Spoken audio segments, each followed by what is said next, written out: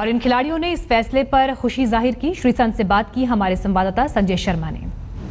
Patiala house court से IPL मामले में बरी होने के बाद डिस्चार्ज होने आए श्रीसंत यहां पर पहुंच चुके हैं। श्रीसंत पे कितनी राहत महसूस कर रहे हैं श्रीसंत? कितने थैंक यू वेरी मच, अल्हम्दुलिल्लाह। मैं आपसे क्या बोलूँ, भगवान की शुक्र है, आप सबकी दुआ है। थैंक यू यार, बहुत बहुत शुक्रिया। मैं अभी फिलहाल कोशिश करूंगा जितना जल्दी हो सके।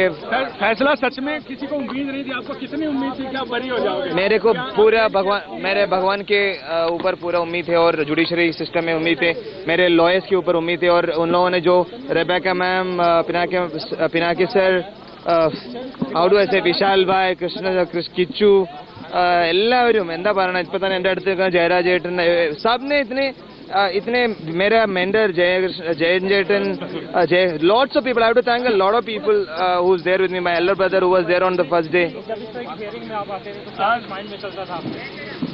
मेरे माइंड में आज खत्म हो जाए वही वो चल रहा था। फिलहाल आज खत्म हुआ है और I don't know. Thank you. Sreesanth, लोग अपने सपने पूरे करने की प्रार्थना करते हैं भगवान मेरा, और आप एक खराब सपना टूटने की प्रार्थना कर रहे थे कि टूट जाए सपना जल्दी। नहीं, मैं इतना दुआ करूंगा कि जितना जल्दी हो सके फैसिलिटीज यूज करने का मौका मुझे मिले और फिटनेस अपना प्रूव करे और क्लब क्रिकेट और फर्स्ट क्लास क्रिकेट खेले। बिटिया को कितना लकी मानते हैं? बिटिया और अपनी बीवी, अम्मा पापा, सबको मैं बहुत बहुत लकी मानता हूँ, क्योंकि अगर हमारे मामा पापा नहीं होते, मैं नहीं होता। और जैसे उतनी डिफिकल्ट सिचुएशन में शिकावत फैमिली से रिश्ता जोड़ना, और मैं पापा जी और मम्मा का भी थैंक यू बोलूँगा, क्योंकि उन्होंने ऐसा कदम उठा के मुझे बहुत एनकरेज किया। और पूरी केरला को थैंक यू बोलूँगा, क्योंकि जब मैं जेल से भी घर पहुँचा, मेरे को इतनी सपोर्ट और उम्मीदें दिए थे।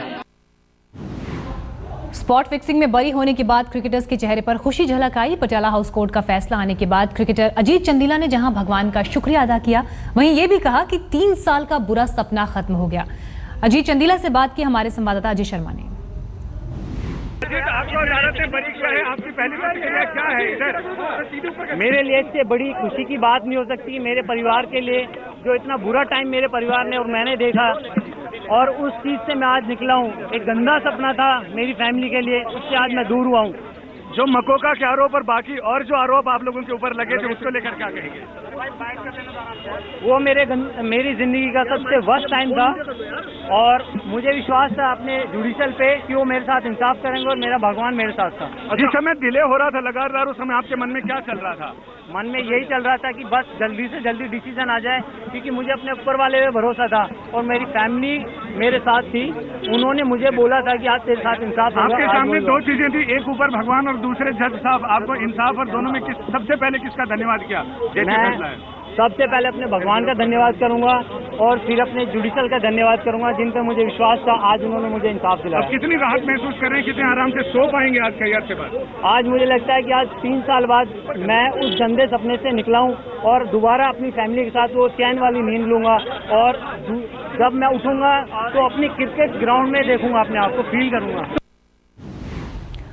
और इस खबर पर और बात करने के लिए कोर्ट से हमारे साथ सीधे संजय शर्मा जुड़े हुए हैं, साथ ही न्यूज रूम में मेरे सहयोगी, स्टूडियो से मेरे साथ मेरे सहयोगी शम्स ताहिर खान जुड़े हुए हैं, और साथ ही विक्रांत भी हमारे साथ मौजूद हैं। इन सबसे हम बात करेंगे। सबसे पहले रुक करते हैं संजय शर्मा का। संजय, सबसे पहले आप हमें बताएं कि कोर्ट का जो ये फैसला था, सबूतों की कमी कोर्ट ने बड़ी वजह बताया, इस फैसले को आप हमें तफसील से समझाएं। इसमें सबसे पहले तो सबूतों की कमी बताया है, और सिर्फ जो ऑपरेटिव पार्ट है उसमें जज साहिबा ने सिर्फ एक ही बात कही कि मैंने सारे लोगों को डिस्चार्ज कर दिया है, और उसके साथ वो उठकर गई। उनके उठकर जाने के पहले ही कोर्ट में तालियां गूंजने लग गई, कोर्ट में खुशी की लहर दौड़ गई और सब आरोपियों को गले लगाने लग गए। जिस समय जज साहिबा अपनी एक लाइन का ऑर्डर सुना रही थी, उस समय उनके चेहरे पे मुस्कुराहट थी और श्रीसंत का चेहरा आंसुओं से भीगा हुआ था। इससे पहले भी जब कार्रवाई टली थी, सुनवाई टली थी और ये कहा गया कि फैसला 4 बजे आएगा, तब भी श्रीसंत की आंखें भीगी हुई थी और उसके बाद वो फूट फूट कर रोया। लेकिन जिस समय फैसला सुनाए जाने की घड़ी थी, जज साहिबा आकर बैठी थी, उस समय अंकित चौहान ने अपना ताबीज बहुत कसकर पकड़ा हुआ था और पूरे समय, जितने समय हमने श्रीशांत को देखा, वो लगातार कुछ बुदबुदा रहे थे, कुछ मंत्र था, कुछ जाप था जो लगातार किए जा रहे थे। बीच में जो उनकी आंखें भी सजल होती जा रही थी, यानी कुल मिलाकर बहुत ही भावुक क्षण था। और इसके बाद इन्होंने कहा कि हम 3 साल बाद आज चैन की नींद सोएंगे। और एक बुरा सपना था जो टूट चुका है अब। और उस समय मुझे लगा कि लोग सपने पूरे करने के लिए, सपने सच करने के लिए दिन रात एक करते हैं, और इन खिलाड़ियों ने दिन रात एक किया हुआ था, दुआएं मांगी हुई थी कि उनका ये सपना टूट जाए, जो बुरा सपना वो देख रहे हैं। इनका ये कहना है कि 3 साल बाद अब वो चैन की नींद सो पाएंगे। इसके साथ ही वो स्टेप दर स्टेप, यानी कदम दर कदम आगे बढ़ेंगे, जिसमें बीसीसीआई को ये बताना है कि अब वो बरी हो गए हैं, उन्हें क्रिकेट खेलने की अनुमति दी जाए, उनके खिलाफ जो पाबंदी लगाई गई है वो पाबंदी हटा दी जाए। और दूसरा सबसे बड़ा पेच ये है कि सुप्रीम कोर्ट की नियुक्त की हुई लोढ़ा कमेटी ने जिस तरह से आशंका जताई और अपने फैसले में कहा कि इस तरह की बुकी के साथ संबंध थे और ये गड़बड़ियां हुई हैं, इसके साथ कुछ ही दिनों में गाइडलाइन आएगी। अब उनका क्या होगा? यहां पर तो पूरी जड़ ही काट दी गई, जो फुनगी पर फल लगने वाले थे उसका क्या होगा? ये एक बड़ा कानूनी और संवैधानिक विषय है, इस पर कोर्ट को फैसला करना है। फिलहाल तो इन खिलाड़ियों के लिए खुशी की लहर है। इन्होंने, वकीलों ने और इन खिलाड़ियों ने, इन आरोपियों ने तो ये सोच रखा था कि बेल की एप्लीकेशन कैसे लगानी है, ग्राउंड क्या लगाना है, 420 और 419 में तो सजा होगी, उसमें तो चार्ज फ्रेम होंगे ही होंगे, उसके साथ अब क्या किया जाए। लेकिन जिस तरह से एक लाइन का फैसला आया कि इन सारे लोगों को डिस्चार्ज किया जाता है, यानी आरोप मुक्त किया जाता है, इनके लिए बिल्कुल संजय, ये तमाम खिलाड़ी तो अपने आगे के विकल्पों को तैयार करके बढ़ ही रहे थे, लेकिन कोर्ट का जो फैसला आया बेशक इनके लिए राहत लेकर आया, लेकिन इसका एक दूसरा पहलू भी है। विक्रांत, जब हम इस केस की बात करते हैं, आईपीएल में स्पॉट फिक्सिंग की फांस पर जब आगे और कई बड़े फैसले होने थे और ऐसी उम्मीद थी कि आगे कई और बड़े नाम सामने आएंगे, पूछताछ होगी, इन्वेस्टिगेशन आगे जाएगा, लेकिन इस केस की बुनियाद ही इस फैसले के साथ हिल गई है। सही कहा आपने, और कहते हैं ना कि इनोसेंट टिल प्रूवन गिल्टी। अब उन्होंने कहा है कि इनके खिलाफ सबूत नहीं है, सारे के सारे जो चार्जेस है हटा दिए जाते हैं। अब वो इनोसेंट है कि नहीं ये पता नहीं, क्योंकि 2.25 साल पहले दिल्ली पुलिस ने बहुत कुछ कहा था, और मुझे लगता है कि दिल्ली पुलिस कमिश्नर उस वक्त नीरज कुमार थे, उनको बहुत सारे सवालों का जवाब देना होगा, क्योंकि एक खिलाड़ी इनमें से ऐसा था जो भारत के लिए खेलता था, वो खिलाड़ी ऐसा था जो कि वर्ल्ड कप की टीम में था, वो खिलाड़ी ऐसा था जो वर्ल्ड T20 जीतने वाली टीम में था। तो सवाल यह है कि आज श्रीशांत उल्टा दिल्ली पुलिस या फिर बीसीसीआई के खिलाफ अगर मुकदमा करते हैं तो उसका कौन जिम्मेदार होगा? उस खिलाड़ी का करियर खत्म हो गया। ये भी हो सकता है कि उस वक्त कुछ हुआ हो, क्योंकि मुझे याद है कि उस वक्त खिलाड़ियों का कन्फेशंस भी आते थे, और वो कन्फेशंस जो थे वो पुलिस के दबाव में थे या फिर खिलाड़ियों ने खुद दिए थे, पता नहीं। लेकिन बीसीसीआई की भी जवाबदेही होगी, क्योंकि बीसीसीआई ने एक डिसिप्लिनरी कमेटी बनाई थी और इस कमेटी ने इन खिलाड़ियों को लाइफ बैन लगा दिया। आज अदालत कहती है कि इनके खिलाफ कोई सबूत नहीं है, इनके खिलाफ कोई चार्ज नहीं है, और बीसीसीआई ने उस वक्त कौन से सबूतों के आधार पर इनको बैन कर दिया ये पता नहीं। ये वापस तो नहीं आ सकते। हाँ, ये है कि एक सेटलमेंट हो सकती है, पता नहीं ये मुकदमा करेंगे बीसीसीआई के खिलाफ कि नहीं करेंगे। लेकिन ये लोग, चंडीला तो खैर भारत खेलने लायक नहीं, श्रीशांत जो भारत में खेलते थे, मुझे लगता नहीं कि दोबारा भारत खेल सके। बिल्कुल शम्स, जिस तरह से विक्रांत जिक्र कर रहे हैं, यहाँ से इस केस के और भी कई पहलू निकलते हैं, कई और दिशाएं आगे बढ़ती हैं। लेकिन दिल्ली पुलिस का जो इन्वेस्टिगेशन था, जब इनिशियल स्टेज पर था, जिसका जिक्र आप पहले भी कर रहे थे, चाहे वो टॉवल वाला इंसिडेंट का जिक्र हो या उसके अलावा एक गेंद का जिक्र किया गया था जिसमें स्पॉट फिक्सिंग के आरोप लग रहे थे, कोर्ट ने उन तमाम जो भी इन्वेस्टिगेशन के सबूत थे उन्हें भी काफ़ी नहीं माना। ये किस तरह का यहाँ पर आप देखते हैं इसे? देखिए मीनाक्षी, इस पूरे फैसले ने 3-4 बहुत गंभीर और बड़े सवाल खड़े कर दिए हैं। 16 मई 2013 को गिरफ्तारी होती है श्रीशांत की, चंदेला की, अंकित चौहान की। दिल्ली पुलिस के कमिश्नर नीरज कुमार खुद सामने आते हैं, वीडियो और फ़ोन की जो रिकॉर्डिंग थी वो सबूत के तौर पर दिखाते हैं। बात सिर्फ ये इस फैसले की नहीं, उसके बाद आगे चल के इन तीनों पे मकोका लगाया जाता है दिल्ली पुलिस, क्योंकि इसमें डी कंपनी, अंडरवर्ल्ड का बात आती है, दाऊद इब्राहिम, छोटा शकील की बात आती है, उनके कहने पर स्पॉट फिक्सिंग हुई। मकोका को हालांकि बाद में अदालत नामंजूर कर देती है, लेकिन सवाल सिर्फ इन 3 खिलाड़ियों और आज के इस फैसले का नहीं है। इस फैसले के बाद ही सारी गहमा गहमी आईपीएल में शुरू होती है। आईपीएल के चेयरमैन बदले जाते हैं, राजीव शुक्ला को बनाया जाता है। उसके बाद आईपीएल की जो पूरे मैचेस हैं उसकी अलग निगरानी की जाती है।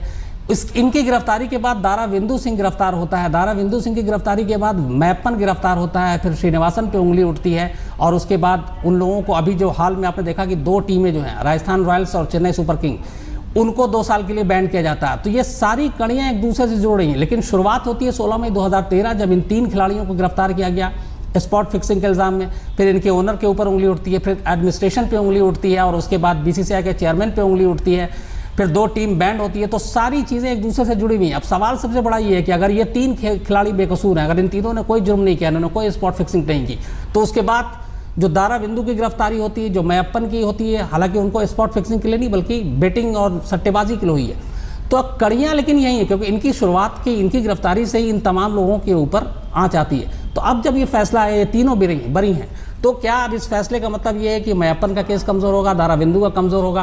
क्या आईपीएल की जो 2 टीमें हैं, जिसपे अभी सुप्रीम कोर्ट की एक ऑफिशियल कमेटी ने अपनी रिपोर्ट दी है कि इन 2 साल के लिए बंद कर दिया जाए, इनको क्रिकेट से दूर रखा जाए, जिस तरीके से स्टेशन पे आजीवन खेलने पे पाबंदी है, अब जाहिर सी बात है वो बरी हैं, तो वो वापस क्रिकेट में मैदान में लौटने का भी अब उनको हक है।